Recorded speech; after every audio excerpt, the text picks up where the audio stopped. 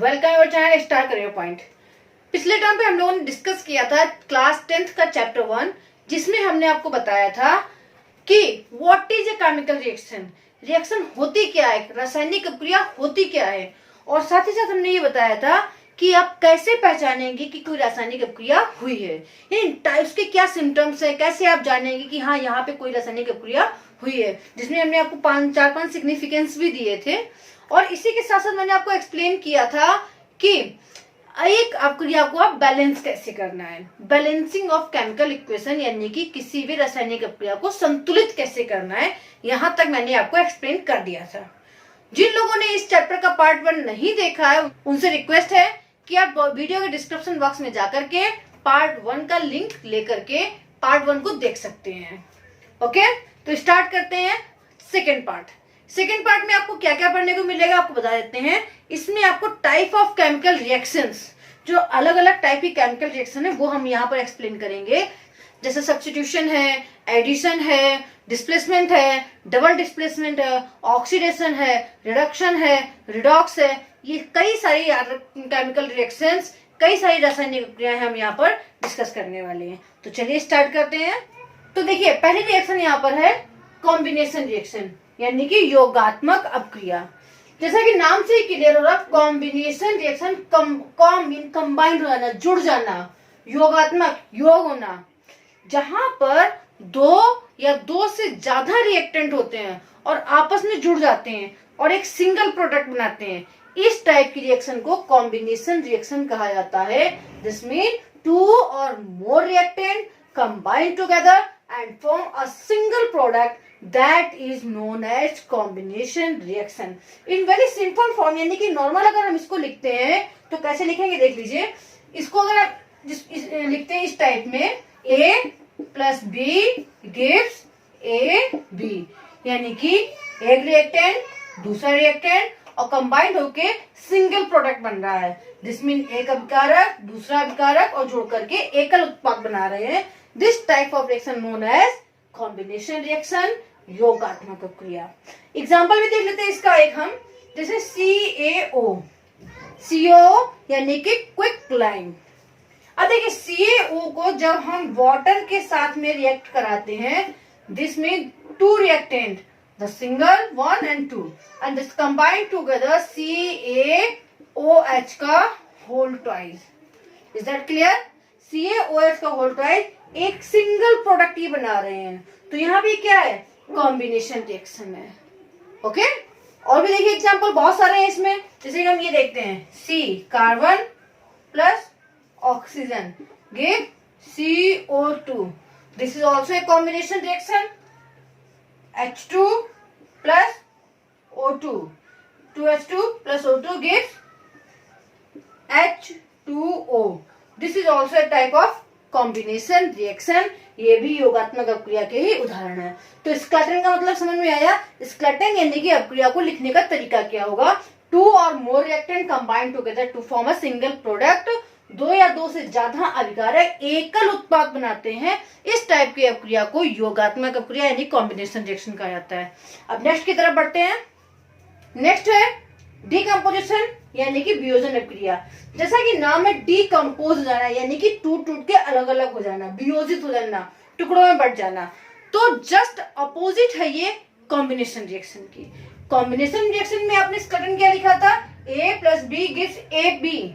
यहां पर क्या होगा, AB break down into A plus B, यानी कि डीकम्पोज होना, टूट के अलग अलग हो जाना। एग्जाम्पल की तरफ बढ़ते हैं। एक एग्जाम्पल इसका देख लेते हैं। एक ये है 2FeSO4 break down into Fe2O3 plus SO2 plus SO3। ठीक है, अब इसको बैलेंस करने की बात रहती है। तो बैलेंस अभी यहाँ पे मैं आपको ऑलरेडी एक्सप्लेन कर रखा है, तो बैलेंस आप एक बार चेक कर लीजिए। हालांकि तो आयरन 2 है, यहाँ पर भी 2 है, सल्फर 2 है, 1 + 1 2 है, राइट। 4 2 8 ऑक्सीजन है, 3 2 5 5 3 8। Okay, this is balance equation. तो यहाँ पे देखिए सिंगल रिएक्टेंट है this one and break down into 1 2 3 product. एक अभिकारक है, 1 2 3 3 उत्पादों में टूट गया। तो इस अभिक्रिया को क्या कहेंगे? डीकम्पोजिशन रिएक्शन, यानी कि एकल अभिक्रिया टुकड़े टुकड़े होकर के कई पार्टों में बट जाए तो उसे हम वियोजन अभिक्रिया यानी डीकम्पोजिशन कहा जाता है। This mean we can say throughout the single reactant break down into 2 or more product is known as decomposition reaction। एकल अभिकारक टूटकर कई उत्पादों में बट जाए तो उसे हम वियोजन अभिक्रिया कहते हैं। ओके, एक और एग्जांपल देखते हैं यहाँ पर CaCO3। CaCO3 बहुत सारा आपने देखा होगा, चौक जो होती है ये कैल्शियम कार्बोनेट, जब ये डिकम्पोज होता है तो बना लेता है CaO यानी कि क्विकलाइन प्लस कार्बन डाइऑक्साइड CO2। ठीक है, तो ये क्या है? ये भी एक डिकम्पोजिशन रिएक्शन है, सिंगल रिएक्टेंट है, break down into 2 or more product. ठीक है, तो आई होप ये समझ में आप आया होगा आपको डिकम्पोजिशन रिएक्शन यानी वियोजन अभिक्रिया। जब एक अभिकारक टूट के 2 या 2 से ज्यादा उत्पाद बनाता है तो उसे हम वियोजन अभिक्रिया कहा जाता है। जब single reactant break down into 2 or more product, that is known as decomposition reaction। अब यहाँ पे एक चीज और देखिए, decomposition reaction जो होती है ये 3 टाइप से परफॉर्म होती है। अगर इस रिएक्शन को हीट की प्रेजेंस में कराया जाए, यानी इसको आग यानी हीट की प्रेजेंस में कराया जाता है तो इसको थर्मल डिकम्पोजिशन कहा जाता है। यानी कि बहुत सिंपल सी बात है कि जब भी कोई ऑब्जेक्ट ब्रेक डाउन होता है तो उसके लिए उसको एनर्जी चाहिए होती है, तो जब हीट के थ्रू इसको एनर्जी दी जाती है इसको हम थर्मल डिकम्पोजिशन कहा जाता है। इसको हम थर्मल डिकम्पोजिशन कहते हैं, ऊष्मीय वियोजन। लेकिन जब वियोजन यानी कि डिकम्पोजिशन इलेक्ट्रिकल मेथड से होता है, जैसे H2O का होता है यानी वाटर का, जो मैंने अभी रिएक्शन दी थी, अगर उसका होता है तो इसको इलेक्ट्रिकल डिकम्पोजिशन यानी कि विद्युत वियोजन कहा जाता है। और थर्ड आप देखते हैं, अगर इसका वियोजन यानी कि डिकम्पोजिशन सनलाइट की प्रेजेंस में होता है या सनलाइट की हीट की वजह से होता है तो उसको फोटो डिकम्पोजिशन यानी प्रकाशीय वियोजन कहा जाता है। फोटो मीन्स सनलाइट, ठीक है, फोटोसिंथेसिस फोटो, तो फोटो मीन्स सनलाइट यानी फोटो डिकम्पोजिशन जो सनलाइट की प्रेजेंस में होता है। जैसे सिल्वर क्लोराइड होता है, सिल्वर क्लोराइड सनलाइट की प्रेजेंस में होता है तो ब्लैकिश कलर में चेंज हो जाता है बिकॉज ऑफ फोटो डिकम्पोजिशन। ठीक है, वाटर H2O का डिकम्पोज होकर हाइड्रोजन और ऑक्सीजन वैल्यू अलग अलग हो जाती है। ये इलेक्ट्रिकल मेथड से कहा किया जाता है, इसको कहते हैं इलेक्ट्रोलिसिस। और इस टाइप की डिकम्पोजिशन को कहा जाता है इलेक्ट्रिकल डिकम्पोजिशन यानी कि विद्युतीय वियोजन। और ये थर्मल डिकम्पोजिशन जो नॉर्मली आप कई बार देखते होंगे। ठीक है, अब इसमें एनर्जी गेन करता है तो इसका मतलब क्या हुआ? ये रिएक्शन में सभी में देखिए, ये भी एनर्जी गेन कर रहे हैं, ये भी एनर्जी गेन कर रहे हैं, इसमें भी एनर्जी गेन हो रही है। तो ऐसी रिएक्शन जो एनर्जी गेन करती हैं इनको हम कहते हैं ऊष्मा शोषी। ठीक है, इंडोथर्मिक रिएक्शन 2 टाइप की इस पे भी होती हैं, एक्सोथर्मिक और इंडोथर्मिक। थर्मिक मीन्स टेम्परेचर, तापमान, यानी कितनी वो एनर्जी गेन कर रही है, लूज कर रही है, इस बेस पे रिएक्शन को डिवाइड किया जाता है एक्सोथर्मिक इंडोथर्मिक में। एक्सो मीन्स कि रिलीज करना, ठीक है, रिलीज करना। एक्सोथर्मिक रिएक्शन वो रिएक्शंस होती हैं जो हीट को रिलीज करती हैं, यानी कि ऊष्माक्षेपी अभिक्रिया। अभी आप देखते होंगे CaO जो मैंने रिएक्शन लिखी थी प्लस H2O गिव्स CaOH का होल ट्वाइस, ये लिखा था। CaO जो होता है क्विक लाइम इसको बोलते हैं, इसको नॉर्मल लैंग्वेज में कहते हैं चूना।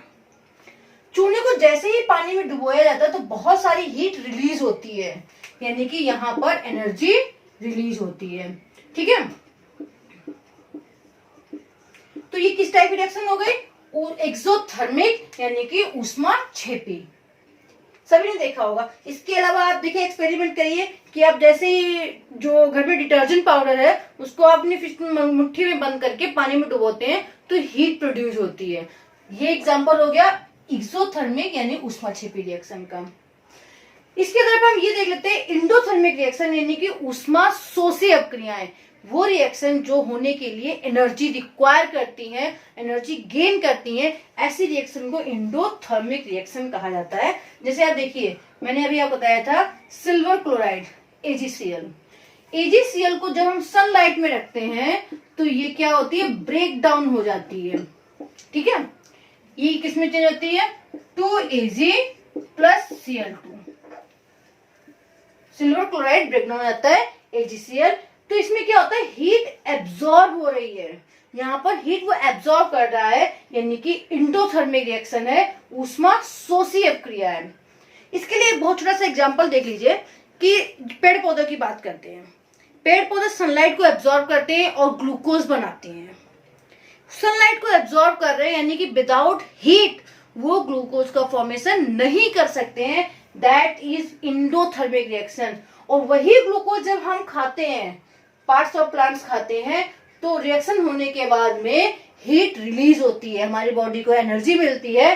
क्यों? इंडोथर्मिक रिएक्शन होती है। इस रिएक्शन को भी अगर हम लिख लेते हैं तो देखिए, जो 6CO2 plus 6H2O in the presence of sunlight, chlorophyll, तो ये क्या बनाते हैं, ये बनाते हैं C6H12O6 प्लस 6O2। और यहाँ पे देखिए ये एनर्जी एब्जॉर्ब कर रहे हैं, सनलाइट के थ्रू यहाँ पर एनर्जी ले रहे हैं और ग्लूकोज बना रहे हैं। Correct? Carbon dioxide, water, sunlight से एनर्जी ले रहे हैं और ग्लूकोज बना रहे हैं। अगर यही रिएक्शन को जब हम लोग ग्लूकोज और सेम थिंग, ग्लूकोज और ऑक्सीजन, ग्लूकोज खाते हैं, ऑक्सीजन लेते हैं, तो ये रिएक्शन हो जाती है C6H12O6 प्लस 6O2, क्या बन जाती है, 6CO2 प्लस 6H2O और लॉट्स ऑफ एनर्जी। ठीक है, तो यहाँ पे एनर्जी रिलीज हो रही है। तो this is endothermic, this is exothermic, ऊष्मा शोषी और ऊष्मा छेपी। आई होप इस समझ में आपको अच्छे से आई होगी। तो चलते हैं दूसरी रिएक्शन की ओर बढ़ते हैं।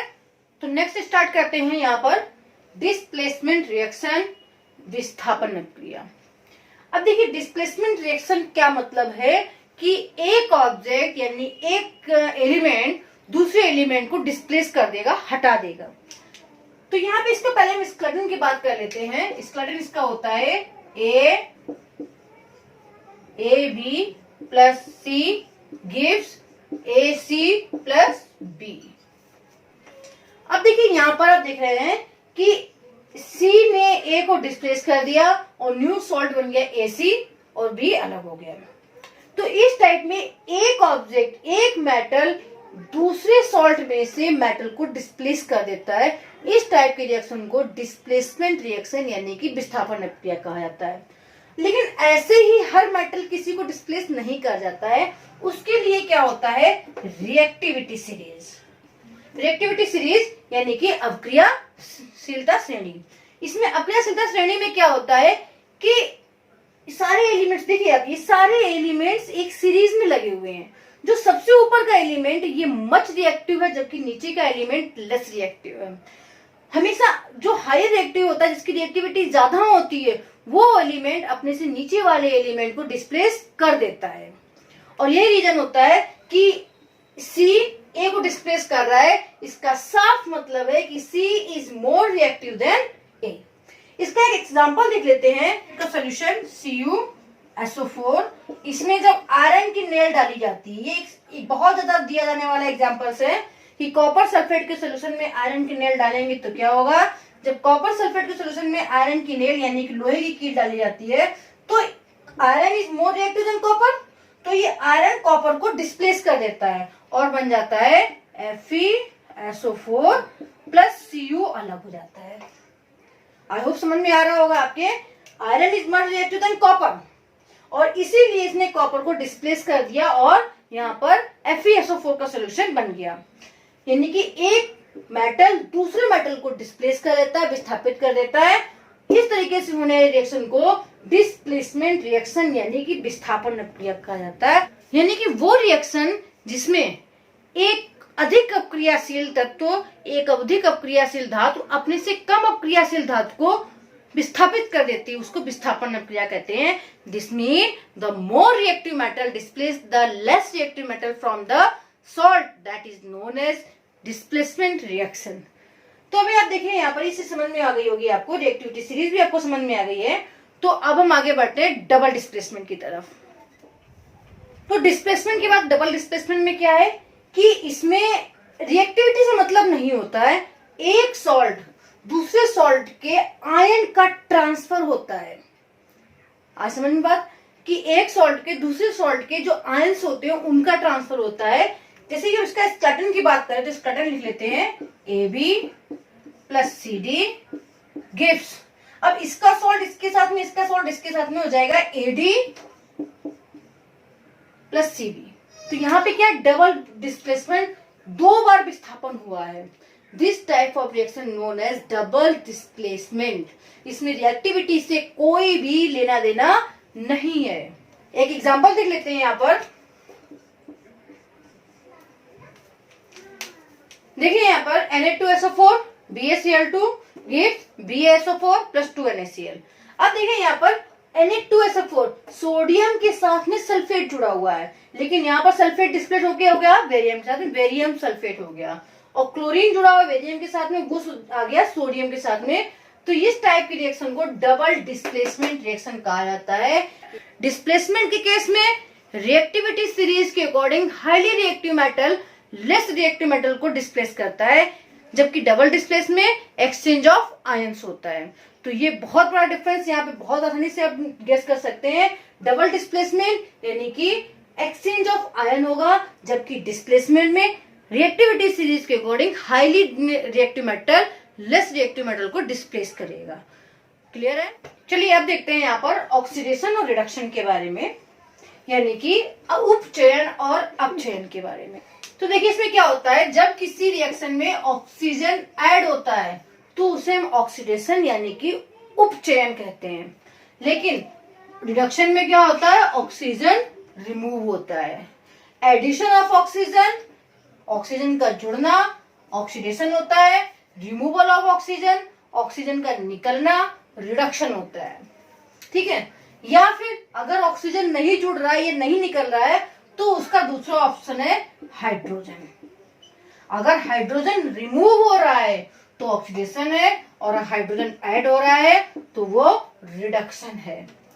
इन शॉर्ट, एडिशन ऑफ ऑक्सीजन और removal of hydrogen is known as oxidation. On the other hand, removal of oxygen and addition of hydrogen is known as reduction. Is that clear? यानी कि ऑक्सीजन का जुड़ना या hydrogen का निकलना उपचयन कहलाता है, और ऑक्सीजन का निकलना हाइड्रोजन का जुड़ना अपचयन कहलाता है। ठीक है, अब कोई भी रिएक्शन होती है तो उसमें अगर हाइड्रोजन ऑक्सीजन निकला है या हाइड्रोजन निकला है तो कहीं ना कहीं जाकर के जरूर जुड़ेगा, इसलिए इनको कहा जाता है रिडॉक्स। रिडॉक्स क्यों जाता है ये भी देखिए, इसको हटा देते हैं और यहाँ पर हटाते हैं। क्या हो गया ये रिडॉक्स। रिडॉक्स का मतलब होता है वो रिएक्शंस जिनमें रिडक्शन और ऑक्सीजन दोनों होती हैं, और यूजुअली ऐसी ही रिएक्शंस होती हैं जिनमें रिडक्शन और ऑक्सीडेशन दोनों होता है। अरे बहुत सिंपल सी बात है, जैसे एक एग्जांपल ले लेते हैं Cu, एक एग्जांपल ले लेते हैं, यहाँ पर रिएक्शन लिखते हैं CuO प्लस H2, ये देती है Cu प्लस H2O। अब देखिए यहाँ पर, यहाँ से ऑक्सीजन रिमूव हुआ है और यहाँ पर ऐड हुआ है। ठीक है, तो इसका रिडक्शन हो रहा है और हाइड्रोजन का ऑक्सीडेशन हो रहा है। ऐसे कोई भी रिएक्शन हम उठाते हैं तो उसमें अगर कोई चीज निकली है, ऑक्सीजन निकलेगा, तो कहीं ना कहीं जाकर के ऐड होगा। इसलिए जिस रिएक्शन में रिडक्शन होता है उसमें ऑक्सीडेशन भी होता है। That's why it is known as redox. ठीक है, रिडॉक्स अभिक्रियाएं इनको कहा जाता है रिडॉक्स रिएक्शंस। तो यहाँ पर रिएक्शंस आपकी कंप्लीट होती हैं। अब आपके दो टॉपिक बच रहे हैं, व्हाट इज रेंसिडिटी एंड कोरेजन। देखिए यहाँ पे कोरेजन क्या होता है। कोरेजन यानी कि संक्षारण, ये भी केमिकल रिएक्शन का एक पार्ट है। आप देखते हो आयरन का कोई भी पीस होता है, अगर वो मॉइस्चर और एयर की प्रेजेंस में है तो उसके ऊपर एक ब्राउनिश लेयर चढ़ जाती है। ये ब्राउनिश लेयर कोरोजन की वजह से होती है, संक्षारण की वजह से होती है, और ये ब्राउनिश लेयर जो होती है इसको हम कहते हैं जंग, रस्ट। एक्चुअली होता क्या है, जो आयरन होता है ये एटमॉस्फेयर में प्रेजेंट ऑक्सीजन और वाटर के साथ में रिएक्ट करता है और फेरिक ऑक्साइड Fe2O3 बना लेता है, जो कि एक ब्राउन कलर की रस्ट बन जाती है, धीमे धीमे झड़ती रहती है। इसे रस्टिंग भी कहा जाता है, कोरोजन। ये कई और मेटल्स में देखने को मिलता है। आप देखते होंगे कि कॉपर यानी कि तांबे के बर्तन घर में जो होते हैं, अगर उनको हम ऐसे एटमॉस्फेयर में रखने देते हैं, उनके ऊपर मॉइस्चर लगता है, एयर लगती है, तो रिएक्ट करके उनको ऊपर एक ग्रीनिश लेयर चढ़ जाती है। इस लेयर ये जो होती है, ये भी कोरोजन का एग्जाम्पल है। अब बात आती है कि अगर कोरोजन हमारे लिए इस तरीके से हार्मफुल है, तो इससे हम प्रोटेक्ट कैसे करें इसे। तो उसके लिए बहुत सिंपल से कुछ तरीके हैं, जैसे ग्रीसिंग करना। अगर मेटल्स के ऊपर ग्रीस लगा देते हैं तो वो एयर और मॉइस्चर के कांटेक्ट में डायरेक्टली नहीं आ पाते हैं और कोरोजन से बच जाते हैं। सेकेंड, उनके ऊपर वार्निश पेंटिंग कर देना। पेंट लगा देने से क्या होता है, एक तो कलरफुल दिखते हैं, अट्रैक्टिव दिखते हैं, और दूसरा सबसे बड़ा रीजन होता है पेंट लगाने का कि ये प्लास्टिक के बने होते हैं, इनके ऊपर एक लेयर चढ़ जाती है जिससे एयर और मॉइस्चर की प्रेजेंस में नहीं आते हैं और कोरोजन से बच जाते हैं। एक और प्रोसेस होता है गैल्वेनाइजेशन प्रोसेस। ठीक है, गैल्वेनाइजेशन प्रोसेस में क्या होता है कि लोहे के पीस या मेटल के पीस पर इलेक्ट्रोलिसिस मेथड के थ्रू जिंक की एक लेयर चढ़ा दी जाती है। जिंक की लेयर से क्या होता है, इसके ऊपर शाइनिंग भी आ जाती है और ये रस्टिंग से बच जाती है। आप देखते हो कि आज के टाइम में जो छतों की ग्रिल होती है, जीने की ग्रिल होती है, ये सब चीजें स्टील से बन के आने लगी हैं। एक्चुअली में कॉमन स्टील नहीं होती जो बर्तन में यूज करते, वो वाली स्टील नहीं है, ये गैल्वेनाइजेशन प्रोसेस से बनी हुई होती है। इसमें जिंक की लेयर चढ़ी होती है जिसकी वजह से इसमें रस्ट नहीं होता, रस्टिंग नहीं होती है, और ये आराम से शाइनिंग भी लगते हैं, अट्रैक्टिव भी लगते हैं, और ये हमारे लिए यूजफुल भी है क्योंकि कई लंबे टाइम तक, कई सालों तक इनमें कोई भी इफेक्ट नहीं आने वाला है। अब देखिए एक टॉपिक और बचता है, रेंसिडिटी यानी विकृत गंधिता। इसमें क्या होता है, एक टॉपिक और ये है रेंसिडिटी, हिंदी में इसको कहते हैं विकृत गंधिता। जैसा कि नाम ही उसका है विकृत गंधिता, विकृत मीन्स खराब होना, गंध मतलब स्मेल, रेंसिडिटी। जो भी फैटी प्रोडक्ट होते हैं, फैटी आइटम्स होते हैं, जैसे कि अचार हो गया या चिप्स हो गए, कुरकुरे हो गए, या घर में बने हुए और भी कई चीजें होती हैं, पकौड़ी हो गई, ऐसी कई चीजें अगर इनको लंबे समय तक रखा रहने दिया जाए, कुछ दिनों बाद या कुछ महीनों बाद इनके ऊपर एक स्मेल आ जाती है। क्यों? क्योंकि रेंसिडिटी में क्या होता है कि जो फूड प्रोडक्ट में ऑयल प्रेजेंस होता है, वो ऑयल ऑक्सीजन के साथ में रिएक्ट करके खराब हो जाता है, ऑक्सीडाइज्ड हो जाता है, और वो जिसकी वजह से उस पर एक चिपचिपी लेयर बन जाती है और स्मेल खराब आने लगती है। इस प्रोसेस को रेंसिडिटी यानी कि विकृत गंधिता कहा जाता है।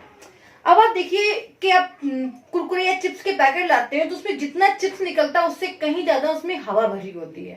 एक्चुअली में ये कॉमन एयर नहीं होती, जो हमारे आसपास एटमॉस्फेयर में ऑक्सीजन है ये नहीं होती है, इन पैकेट्स में नाइट्रोजन गैस भरी जाती है।